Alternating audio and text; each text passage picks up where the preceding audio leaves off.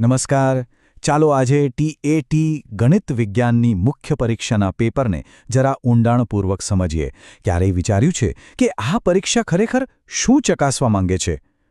આજે આપણે સાથે મળીને એ જ શોધવાનો પ્રયત્ન કરીશું કે આ પ્રશ્નપત્ર ફક્ત જ્ઞાનની કસોટી નથી, પણ એનાથી કંઈક વિશેષ છે. એ ભવિષ્યના શિક્ષકો માટે એક દિશાસૂચન છે. જુઓ, જ્યારે આપણે પહેલીવાર આ પેપર જોઈએ ત્યારે તો આપણને માત્ર પ્રશ્નો જ દેખાય. પણ જરા ઝીણવટથી જોઈએ ને તો આ એક પરીક્ષા કરતાં ઘણું વધારે છે. આ માત્ર ગણિતના સૂત્રો કે વિજ્ઞાનના સિદ્ધાંતોની પરખ નથી, પણ એક આધુનિક શિક્ષક કેવો હોવો જોઈએ એની એક છુપી બ્લ્યુપ્રિન્ટ છે. તો મોટો સવાલ એ જ છે, શું આ પરીક્ષા આપણને એ કહેવા માંગે છે કે આજની દુનિયામાં એક સારા ગણિત વિજ્ઞાન શિક્ષકમાં કયા ગુણો હોવા જોઈએ? ચાલો, આ સવાલના જવાબની શોધમાં આપણે સાથે મળીને આ પેપરને ઊંડાણપૂર્વક તપાસીએ. કોઈ પણ શિક્ષક માટે સૌથી પહેલી અને સૌથી જરૂરી વસ્તુ શું છે? વિષયનું ઊંડું જ્ઞાન. સાવ સીધી વાત છે. જેમ કોઈ મકાન મજબૂત પાયા વગર ટકી ન શકે, એમ જ એક સારો શિક્ષક વિષયની પાકી સમજ વગર બની જ ન શકે. અને આ પરીક્ષા બરાબર એ જ ચકાસે છે કે પાયાના સિદ્ધાંતો કેટલા સ્પષ્ટ છે. ચાલો એક ઉદાહરણ લઈએ. આ પ્રશ્ન જુઓ, બહુપદીના શૂન્યો શોધવાનો. આ સવાલ માત્ર ગણતરીની સ્પીડ નથી ચકાસતો. ના, એનાથી પણ ઊંડાણમાં જઈને આ પ્રશ્ન બીજગણિતના મૂળભૂત પાયાની સમજને માપે છે. તો આ બહુપદીના શૂન્યો એટલે શું? સિમ્પલ ભાષામાં એ એવી કિંમતો છે જે સમીકરણને બેલેન્સ કરે, એટલે કે એનું મૂલ્ય શૂન્ય બનાવી દે. જો આ કોન્સેપ્ટ જ ક્લિયર ના હોય તો ગણિત માત્ર સૂત્રો ગોખવા જેવું બની જાય, ખરું ને? પરીક્ષા એ જ જાણવા માંગે છે કે ઉમેદવાર શા માટે એને સમજે છે, ખાલી કેવી રીતે કરવું એને નહીં. કારણ કે એક સારો શિક્ષક વિદ્યાર્થીઓને કેમ અને શા માટે જ શીખવે છે. સારું, હવે ગણિતમાંથી જરા વિજ્ઞાન બાજુ જઈએ. અહીં જુઓ, રાસાયણિક સમીકરણને સંતુલિત કરવાનો પ્રશ્ન.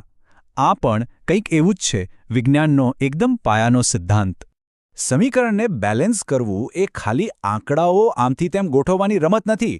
એની પાછળ બ્રહ્માંડનો એક મૂળભૂત નિયમ કામ કરે છે, દ્રવ્ય સંરક્ષણનો નિયમ, જે કહે છે કે દ્રવ્ય ક્યારે બનતું નથી કે નાશ પામતું નથી.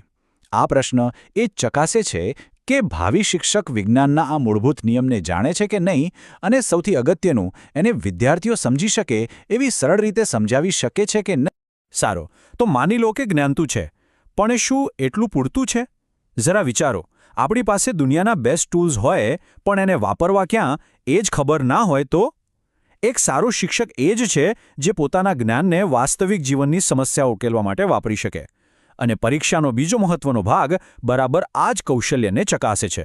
આ પ્રશ્ન જુઓ, ચીમનીની ઊંચાઈ શોધવા માટે ત્રિકોણમિતિનો ઉપયોગ. અહીં ગણિત પુસ્તકોમાંથી બહાર નીકળીને સીધું જ આપણી આસપાસની દુનિયામાં આવી જાય છે. જ્યારે વિદ્યાર્થીઓ આવું કંઈક જુએ ત્યારે એમને સમજાય છે કે તેઓ જે શીખી રહ્યા છે એ માત્ર પરીક્ષાના માર્ક્સ માટે નથી, પણ ખરેખર ઉપયોગી છે. અહીં ખાલી સાચો જવાબ લઈ આવવો એટલું જ મહત્વનું નથી. જવાબ સુધી પહોંચવાની જે રીત છે, જે પ્રોસેસ છે, એ વધુ મહત્વની છે. શું ઉમેદવાર સમસ્યાને તાર્કિક રીતે સ્ટેપ બાય સ્ટેપ ઉકેલી શકે છે? પહેલા માહિતીને સમજવી, પછી સાચી મેથડ પસંદ કરવી અને છેલ્લે સોલ્યુશન શોધવું. આ એક એવી સ્કિલ છે જે માત્ર ગણિતમાં જ નહીં પણ આખી જિંદગી કામ આવે છે, પ્રોબ્લેમ સોલ્વિંગની આવડત. હવે આ પ્રશ્ન પર ધ્યાન આપીએ. વિદ્યાર્થીઓના માર્ક્સનું વિશ્લેષણ કરીને મધ્યક શોધવાનો. શું આ માત્ર આંકડાશાસ્ત્રનો એક દાખલો છે? ના, બિલકુલ નહીં. આ તો એક શિક્ષકનું રોજનું કામ છે. પોતાના ક્લાસના સ્ટુડન્ટ્સ કેવો પરફોર્મ કરી રહ્યા છે એ સમજવું અને એ પ્રમાણે પોતાની ભણાવવાની રીત બદલવી.